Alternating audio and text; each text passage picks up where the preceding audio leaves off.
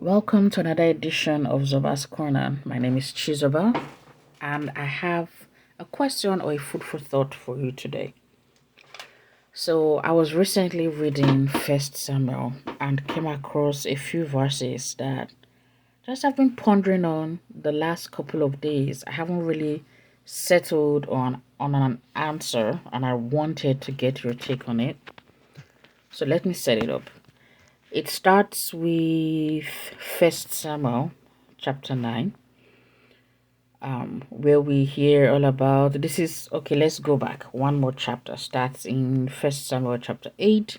Samuel has gotten old and he has gone ahead and made his sons judges in Israel, and as was the case with Eli, Samuel's sons were corrupt, they were greedy and doing everything but what they should have been doing. Has me asking questions about the sons of powerful religious leaders, especially as we see them in the Bible. But we'll keep that aside for now.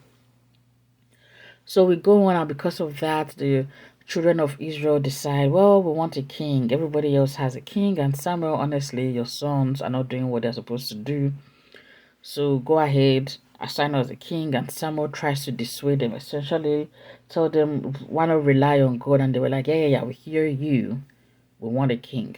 So Samuel goes to God and they get to talking, and God says, fine, go ahead, give them a king, which brings us to chapter 9.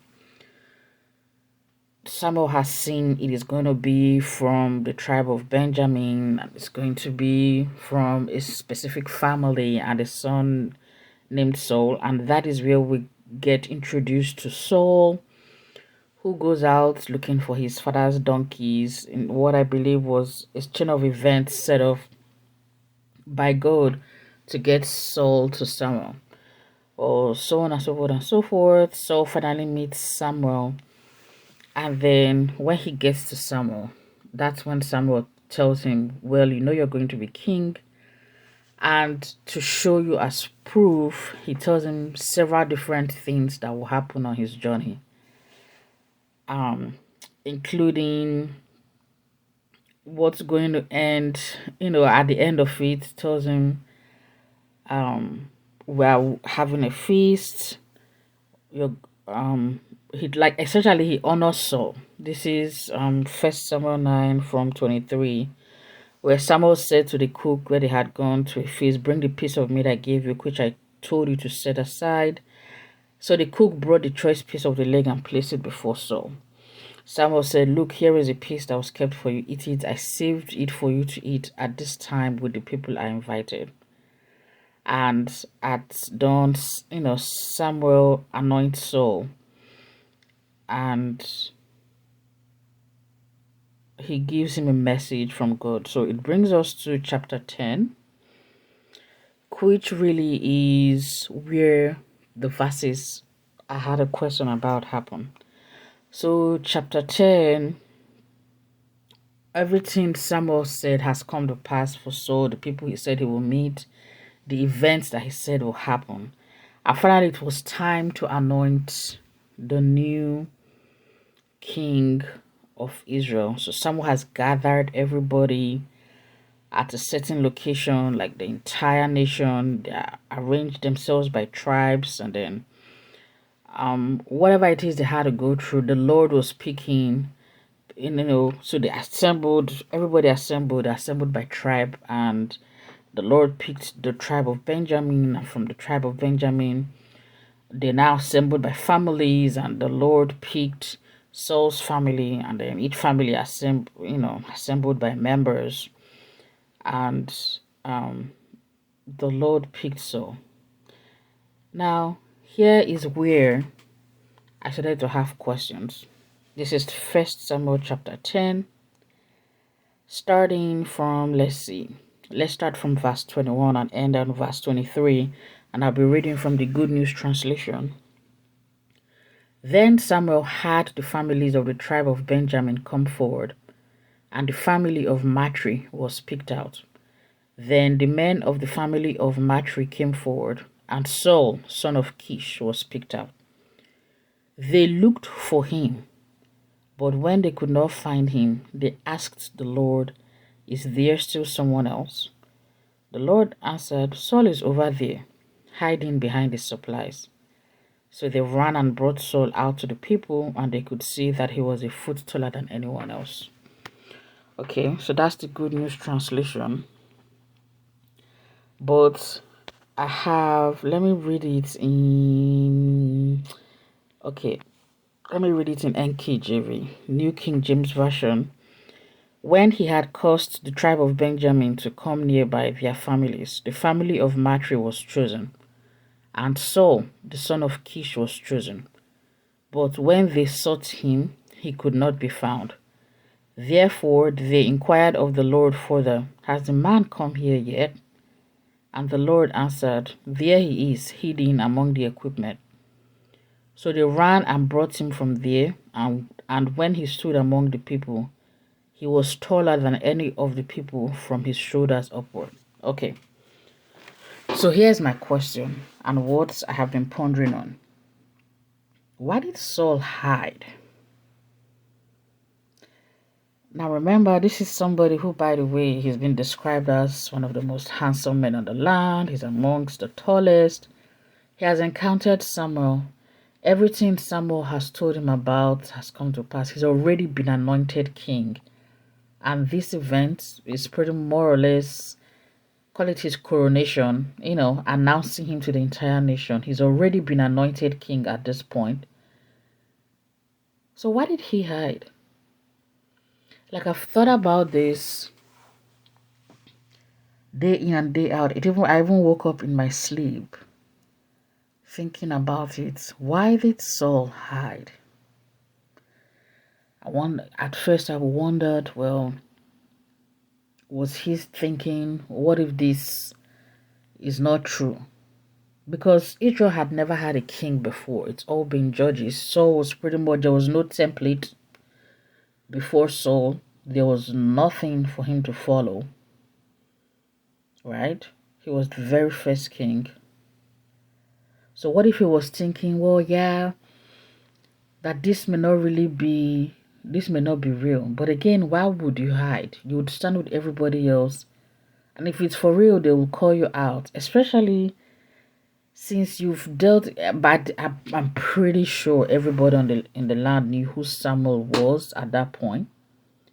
But let's say it's a generational thing. He didn't really know Samuel like that. He knew more or less his sons.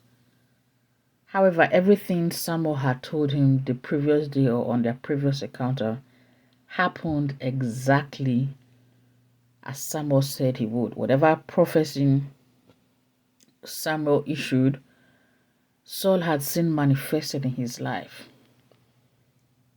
So why was he hiding? And then I got to thinking, actually, in one of the previous verses, I believe in chapter 9, even, or maybe earlier in let me see. Yes, yeah, actually it was chapter 10, and between verses 14 and 16. Saul's uncle encountered him and he didn't tell his uncle anything. In fact, I don't think he told any members of his family. So was he hiding at first because, I don't know.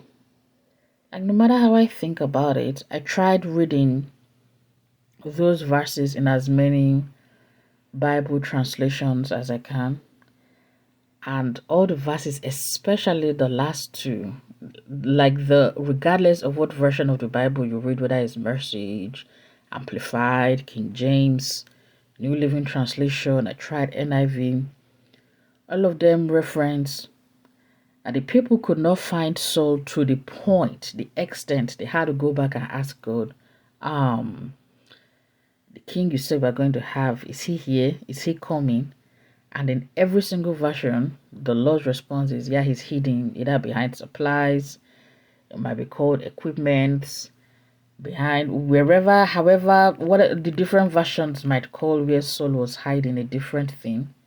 But at the end of the day, he was hidden. One says he hid himself, one just says he's hidden. Either way, he wasn't where he was supposed to be. when everybody assembled by family, Saul was not there. And now that I'm saying it aloud, how come nobody noticed Saul was missing? I mean, the entire nation had gathered. I remember at this point, Saul hadn't told anybody anything.